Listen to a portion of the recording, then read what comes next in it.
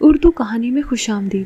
کہانی شروع کرنے سے پہلے آپ سے ریکویسٹ ہے کہ اگر ابھی تک آپ نے ہمارا چینل اردو کہانی سبسکرائب نہیں کیا تو اسے لازمی سبسکرائب کر لیجئے۔ تو آئیے چلتے ہیں اپنی کہانی کی طرف۔ ہم 3 بہن بھائی تھے اور میں اپنے ابو کی بہت لاڈلی تھی کیونکہ منجلی بہن کے 6 سال بعد میں پیدا ہوئی۔ گھر میں سب سے چھوٹے کو سبھی پیار کرتے ہیں۔ بھائی جان اور آپی میرا بہت چاؤ کرتے، جو کہتی وہی ہوتا تھا۔ شومئی قسمت ایف اے میں تھی جب ابو اس دنیا سے رخصت ہو گئے۔ یہ صدمہ میرے لیے بہت جان لیوا تھا۔ ان دنوں خود کو بہت مشکل سے سنبھالا اور پڑھائی پر توجہ دی۔ ابو کا خواب پورا کرنا تھا۔ وہ کہتے تھے کہ میں ایمن کو بہت پڑھا لکھا دیکھنا چاہتا ہوں کیونکہ میری یہ بیٹی بہت ذہین ہے۔ بی اے میں نفسیات کا مضمون لیا۔ مجھے اس سبجیکٹ سے بے حد دلچسپی پیدا ہو گئی۔ بی اے کے بعد نفسیات میں ایم اے کے لیے یونیورسٹی میں داخلہ لیا کیونکہ میں ایک ماہر نفسیات بننا چاہتی تھی۔ ابھی یونیورسٹی گئی ہی تھی کہ باجی اور بھائی کی شادیاں ہونے لگیں۔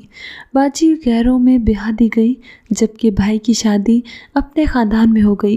امی نے اسی وجہ سے بہن کی بیٹی لی تھی کہ گھر آ کر اپنائیت دے گی، میرا اور امی کا خاص خیال رکھے گی، تاہم ایسا نہ ہو سکا۔ ہماری بھابھی فرخندہ بہت تند مزاج اور چھوٹے دل کی ثابت ہوئی۔ انہوں نے آتے ہی گھر کے سکون کو تہو بالا کر دیا، خاص طور پر مجھ پر ظلم و ستم شروع کر دیے۔ میں صبر سے کام لیتی کہ بھائی ڈسٹرب نہ ہو، بھابھی کی زیادتیاں کسی کو نہ بتاتی، حتیٰ کہ امی سے بھی نہیں کہ کہیں وہ بھابھی سے باس پرس کریں اور جھگڑا ہو جائے۔ ایک دفعہ میں یونیورسٹی سے آ رہی تھی کہ میرے پیچھے کوئی لڑکا لگ گیا۔ گھر آئی سب کو بتایا۔ بھابھی گویا موقع کی طاق میں تھی کہ اس کے بارے میں کوئی بات ہاتھ میں آئے۔ اس بات کو کسی دوسرے رنگ میں بڑھا چڑھا کر انہوں نے بھائی کی گوش گزار کی۔ ابھی وہ دفتر سے گھر بھی نہیں آئے تھے۔ اس سے پہلے میں خود ان کو کچھ بتاتی، انہوں نے فون پر بات کا فسانہ بنا کر سنا دیا۔ بھائی گھر آئے تو چہرہ بدلا ہوا تھا اور غصے میں تھے۔ مجھ سے سیدھے منہ بات کی اور نہ کچھ پوچھا، بلکہ امی سے کہا ایمن کل سے یونیورسٹی نہ جائے گی، اب اس کی شادی کر دو، وہی لوگ ہی اس کو ماہر نفسیات بنائیں گے۔ میں روتی رہ گئی لیکن بھیا اپنا فیصلہ سنا چکے تھے۔ اب پتہ چلا کہ بھابھی مجھ سے کتنا جلتی ہیں۔ میرا گھر پر رہنا مشکل ہو گیا۔ یونیورسٹی چھوڑنے کا مجھے دکھ ہوا، بیان نہیں کر سکتی۔ اس روز ایسا لگا جیسے میری موت واقع ہو گئی ہو، کیونکہ مجھے پڑھائی سے محبت تھی اور زندگی کا ایک مقصد متعین کر لیا تھا، اپنے ابو کا خواب پورا کرنا ہے۔ باپ نہ رہے تو بھائیوں کا آسرا ہوتا ہے، مگر بھائی لاکھ اچھے ہوں وہ باپ کی جگہ نہیں لے سکتے۔ جو محبت اور شفقت باپ کو بیٹی سے ہوتی ہے وہ بھائی کو اپنی بہن سے نہیں ہوتی، خصوصاً جب کہ بھابھی فرخندہ جیسی ہو۔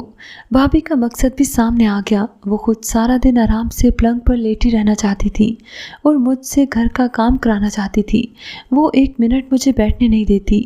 امی کو احساس ہو گیا کہ میری بہو کیا چاہتی ہے اور میری بیٹی کے ساتھ نوکروں کا سا سلوک کرتی ہے۔ امی کو غصہ تو بہت آتا تھا مگر مجبور تھی کیونکہ ایک ہی بیٹا تھا جو ان کا آسرا اور بڑھاپے کا سہارا تھا۔ بھابھی میری ماں کی بھی توہین کرتی، اکثر ان کا لب و لہجہ اہانت آمیز ہوتا۔ مجھے برا لگتا اور میں خون کے آنسو بہاتی۔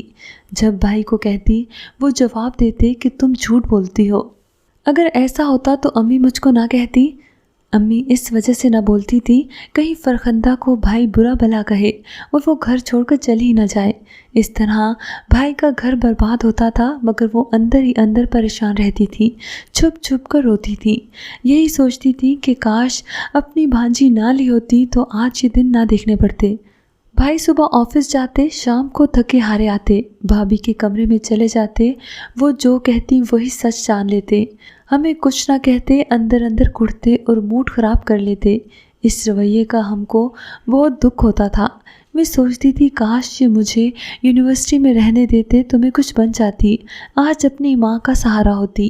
ایم اے تو نہ کر سکی، ہر نماز کے بعد یہ دعا ضرور کرتی تھی، اے اللہ میرا کہیں سے اچھا رشتہ آ جائے تو میں اپنی ماں کو بھی ساتھ لے جاؤں، اس طرح ان کو ذہنی اذیت سے چھٹکارا مل جائے جو بھابھی ان کو دیتی تھی۔ خدا جانے ایسی بہوؤں کو یہ خیال کیوں نہیں آتا کہ ماں بھی تو حقدار ہوتی ہے جو بیٹے کو پال پوس کر بڑا کرتی ہے۔ جب وہ بہو بن کر آ جاتی ہیں سمجھنے لگتی ہیں کہ سارا اختیار بس انہی کا ہے۔ ساس تو گھر میں ایک فالتو شے ہے، حالانکہ بڑھاپے میں اس کو زیادہ آرام کی ضرورت ہوتی ہے۔ وہ ماں جیسی ہو تو اس کی خدمت کرنا عین سعادت ہے۔ فرخندہ ہماری اپنی تھی، وہ کوئی غیر نہ تھی۔ اس کا گلہ بھی کس سے کرتے؟ اس کی ماں اپنے بیٹے کے ساتھ باہر کے ملک میں رہتی تھی۔ ہم خالہ کو کچھ نہ کہہ سکتے تھے کہ دور ہیں، وہ پریشان ہو جائیں گی۔ فرخندہ تو تھی ہی خود سر، وہ کسی کی کہاں ماننے والی تھی۔ انہی دنوں جب میں بے حد پریشان تھی، ابو کے دوست کے گھر سے ہمیں بلاوا آیا۔ ان کے گھر قرآن خوانی تھی۔ میں نے امی سے کہا چلیں، قرآن خوانی میں اجتماعی دعا مانگی جاتی ہے، ہم دعا میں شامل ہوں گے۔ یوں بھی کلام پاک پڑھنے سے انسان کو سکون ملتا ہے۔ اتفاق کہ بھابھی اپنی بہن کے پاس گئی ہوئی تھی۔ امی اور میں قرآن خوانی میں گئے۔ صاحب خانہ نے بہت عزت اور پیار سے استقبال کیا۔ محلے کی اور بھی خواتین آئی ہوئی تھیں۔ امی کی سب سے ملاقات ہوئی تو میری ماں کا دل شاد ہو گیا۔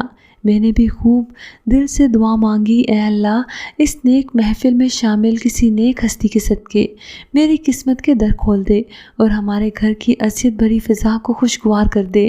جن کے گھر قرآن خوانی تھی، ان خاتون کا نام حمیدہ تھا اور ان آنٹی کا ایک ہی بیٹا تھا جو کافی خوش اخلاق اور خوبصورت تھا۔ پتہ نہیں کب حاشر نے مجھے دیکھا اور پسند کر لیا۔ میں تو نگاہیں نیچے کیے رہی، نہیں پتا کس نے دیکھا اور کب دیکھا۔ 2 دن بعد حاشر کے ابو کا فون بھائی کے پاس آیا۔ انہوں نے میرا رشتہ مانگا تھا۔ بھائی نے ہاں کر دی کہ محلے میں برسوں سے رہ رہے تھے۔ حاشر کے بارے میں سبھی کی رائے اچھی تھی۔ مجھے پتہ چلا تو یہ گناہ سکون کا احساس ہوا، کیونکہ آنٹی حامدہ کا اخلاق اچھا تھا اور ان کا گھر بھی مجھے پسند تھا۔ بے شک ماہر نفسیات بننے کا خواب ادھورا رہ گیا تھا، مگر یہ دعا تو قبول ہو گئی کہ اللہ اچھے گھرانے میں نصیب کھولے۔ 1 ہفتے بعد میری حاشر سے منگنی ہو گئی۔ منگنی کے دوسرے دن اس نے مجھے فون کیا اور ہماری بات چیت شروع ہو گئی۔ اس کی باتوں سے اندازہ ہوا کہ وہ بہت اچھا اور سلجھا ہوا لڑکا ہے۔ اس سے بات کر کے مجھے یوں لگا جیسے اندھیری زندگی میں روشنی کی کوئی کرن پھوٹ پڑی ہو۔ اب میں خوش رہنے لگی تھی۔ میری خوشی کے تاثرات کو بھابھی نے بھی محسوس کر لیا۔ وہ عجیب عورت تھی، مجھے خوش دیکھ کر بھی نہ سہ سکی اور میری خوشی سے جلنے لگی۔ ایک روز حاشر کی امی آئیں۔ میری ماں گھر پر نہ تھی، وہ پڑوس میں گئی ہوئی تھی۔ میں آنٹی حامدہ کے لیے چائے بنانے چلی گئی۔ تبھی بھابھی کو موقع مل گیا اور انہوں نے میری ہونے والی ساس کو اللہ جانے کیا کہا کہ ان کو مجھ سے بدظن اور میرے خلاف کر دیا۔ آنٹی نے گھر جا کر امی کو فون کر کے ان باتوں کو دہرایا، یہاں تک کہ بات ٹوٹنے پر آ گئی، لیکن خدا نے میری سن لی۔ ان لوگوں نے بھابھی کا رویہ اپنی آنکھوں سے دیکھ لیا۔ تب بھی حاشر کو بھی فرخندہ سے نفرت ہو گئی۔ وہ فون پر ہر بات جو بھابھی ان کی امی سے کہتی تھی بتا دیا کرتا تھا۔ حاشر اپنی ماں کو سمجھاتا۔ مجھے بھی کہا کہ تم ڈرو مت، جو بات میں تمہیں بتاؤں بھابھی سے پوچھا کرو کہ یہ بات انہوں نے امی سے کہی ہے اور کیوں کہی ہے۔ اس طرح اس کو پتہ چل جائے گا کہ اس کی بدخواہی ناکام ہو گئی ہے، کیونکہ میں تمہارے ساتھ ہوں۔ امی بیچاری دن رات وظائف پڑھتی کہ اللہ کرے خیر سے میری بیٹی کی شادی ہو جائے۔ یوں اللہ نے ان کی دعاؤں کی لاج رکھ لی اور ہماری شادی ہو گئی۔ اپنے گھر آ کر مجھے بہت سکون ملا۔ خوش تھی کہ سب ہی میرا خیال رکھتے تھے، مگر بھابھی خوش نہ تھی کہ ان کی نیت ظاہر ہو گئی تھی۔ ان کی حرکت سب کے سامنے آ گئی تھی۔ تبھی بھائی کو بھی بیوی سے نفرت ہونے لگی۔ وہ سوچ نہ سکتے تھے کہ جس عورت کو انہوں نے اتنی عزت، اتنا تحفظ اور پیار دیا تھا، وہ ایسی غلط سوچوں کی مالک ہوگی۔ وہ بیوی پر اندھا اعتماد کرتے تھے۔ بھابھی کے اپنے گھر والے بھی ان باتوں کو جان کر ان کو لعن طعن کرنے لگے کہ تم کو نند کی سسرال میں ایسی باتیں نہ کرنی چاہیے تھی۔ شادی کے بعد حاشر نے کہا کہ تم اپنی بھابھی سے بچو، جس نے ایسی غلط باتیں کہیں۔ یہ تو میرے والدین سمجھدار تھے اور میں نے بھی تمہارا ساتھ دیا، ورنہ اس نے تو ہمارا رشتہ توڑوانے میں کوئی کسر نہ چھوڑی تھی۔ اب میں بھی بھابھی سے نہیں ملتی تھی۔ سسرال میں اتنا پیار مل گیا، مجھے ان کے پیار کی ضرورت بھی نہیں ہے۔ سچ شکر کہ بھائی نے بیوی کو پہچان لیا۔ وہ ملنے آتے اور تحفے وغیرہ لاتے، لیکن بھابھی نہ آتی۔ کس منہ سے آتی؟ میرے سسرال والے ان کو پسند نہ کرتے تھے۔ मेरी नंद का नाम मारूख था। वो बहुत प्यारी लड़की थी। जब मैं ब्याह कर ससुराल गई वो खुशी से दीवानी हो रही थी। मेरे इर्द गिर्द मंडलाती रहती, मेरे हाथ चूमती, भाभी कहते इसका मुंह सूखता था। मैंने सोचा कि खुदा ने मुझे इस कदर प्यार करने वाली नंद दी है, मुझे भी इसे प्यार देना चाहिए, इसकी कदर करनी चाहिए। भाभी की डसी हुई थी, अब इस रिश्ते को मुकद्दस दर्जा देना चाहती थी। मेरे ससुर साहब लड़कियों के बारे में सख्त मिजाज रखते थे। कहते थे जो लड़कियां अपनी मर्जी से शादी करती हैं वो अच्छे ख़ानदान की नहीं होती। शादी के मामले में यहाँ सिर्फ वालिद और भाई की मर्जी चलती थी, लड़कियों को बोलने की इजाज़त ना थी। जल्द ही मुझे मालूम हो गया कि मारूख अपने कज़न जलील को पसंद करती है, लेकिन इस बात का किसी को इल्म नहीं था। जब बाप और भाई घर से चले जाते मारूख जलील से फ़ोन पर बात करती।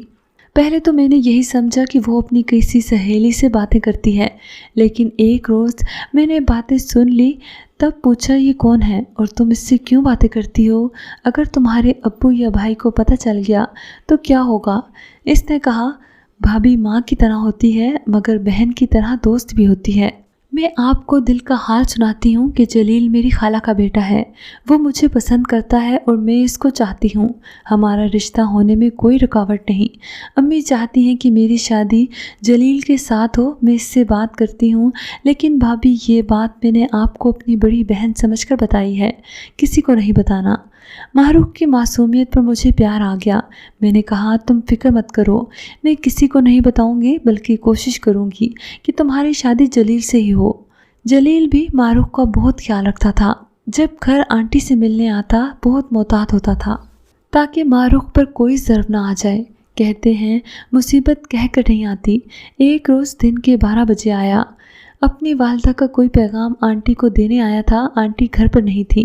सामने मारूख बैठी थी, वो इससे बातें करने लगा। अचानक उसी वक्त मेरे ससुर साहब आ गए और इन्होंने इनकी बातें सुन ली। ये दोनों शादी की बात कर रहे थे। जलील कह रहा था बस आजकल में अम्मी तुम्हें मेरे लिए मांगने आने वाली हैं। ये बात सुनकर वालिद साहब को गुस्सा आ गया। कहने लगे बेशरम, अभी और उसी वक्त निकल जाओ। क्या तुम मेरी बेटी से इस किस्म की बातें करने आते हो? कि ये बातें बुज़ुर्गों के मुंह से अच्छी लगती हैं। जलील शर्मिंदा होकर चला गया। इन्होंने बेटी को भी डांटा कि घर में बैठकर भी तुम्हारे ये लक्षण, अपने खालाजाद से रोमांस चल रहा है। तुम्हें बिल्कुल शर्म नहीं आती, हमारी इज्जत का भी एहसास नहीं है। मारूख खौफ से कांप रही थी। इसने वालिद के पांव पकड़ लिए और रोने लगी। तभी मैंने आकर उसे उठाया और ससुर साहब को कहा कि अब्बा जान माफ़ कर दीजिए, ये नासमझ बच्ची है, आइंदा मैं इसका ख्याल रखूँगी। बोले ये दोनों अगर इस तरह छुप छुप कर शादी की बातें ना करते और ख़ुद फैसला ना करते तो यकीनन मैं जलील को दामाद बनाता, लेकिन इसने मुझे धोखा दिया है। लिहाजा इनकी यही सज़ा है कि अब मैं इनकी शादी नहीं करूँ, बल्कि अपनी मर्ज़ी से मारूख की किसी और जगह करूँ। वो गुस्से में बोल रहे थे। मैंने बहुत मिन्नत समाजत करके इनका गुस्सा ठंडा किया और मारूख को भी तसल्ली दी कि मैं पूरी कोशिश करूँगी उसकी शादी जलील से हो और उसका प्यार इसको मिल जाए। ससुर साहब ने जो कहा वही किया। वो मारूख के लिए अपने दोस्त के बेटे का रिश्ता ढूंढ कर ले आए और मुसर थे कि बेटी की शादी इसकी पसंद की जगह हरगिज़ नहीं करूँगा। क्या मुझे बेगैरत समझ रखा है कि जो लड़का मेरे घर में मेरी बेटी से इश्क लड़ाने आए इसको दामाद बना लूं? ससुर साहब की ऐसी सोच थी कि इनको समझाना और संभालना मुश्किल था, लेकिन हाशिर मेरी बात सुनते और मानते थे। बस मैंने पहले अपने शोहर को किसी न किसी तरह मना लिया। इन्होंने अपने वालिद को समझाया बुझाया। आंटी तो दिल से जलील को पसंद करती थी, इन्होंने भी हमारा साथ दिया। मैंने भी अब्बा जी को कहा कि मारूख मेरी छोटी बहनों जैसी है, उसे खुश देखना चाहती हूँ। बराए करम आप जलील को माफ़ कर दें और इस रिश्ते को ना ठुकराएं। गर ससुर साहब ने मेरी इल्तिजा मान ली। वो मुझसे बहुत शफकत करते थे। मारूख को इसकी खुशी मिल गई, इसकी शादी जलील से हो गई। आज वो अपने घर खुश है और मुझे दुआएं देती है कि भाभी आपने मेरी ज़िंदगी की सबसे बड़ी खुशी मुझे लौटा दी, मेरे दिल को बर्बाद होने से बचा लिया। आपसे बढ़कर कोई मेरे लिए नहीं है। हर एक से मेरी तारीफ़ करती है, कहती है कि भाभी हो तो ऐसी, और मैं सोचती हूँ कि एक मेरी भाभी थी जो मेरा रिश्ता कराने पर तुली थी। सच शुक्र कि मैं वैसी नहीं हूँ। ناظرین، اگر آپ کو ہماری آج کی کہانی پسند آئی ہے تو اسے شیئر اور لائک کریں، اور اگر ابھی تک آپ نے ہمارا چینل اردو کہانی سبسکرائب نہیں کیا تو اسے لازمی سبسکرائب کر لیجئے، اور ساتھ بنے بیل آئیکن کو بھی پریس کر لیں تاکہ ہماری ہر کہانی کی نوٹیفیکیشن آپ تک پہنچتی رہے۔ اگلی کہانی تک کے لیے اجازت دیجیے۔ اللہ حافظ۔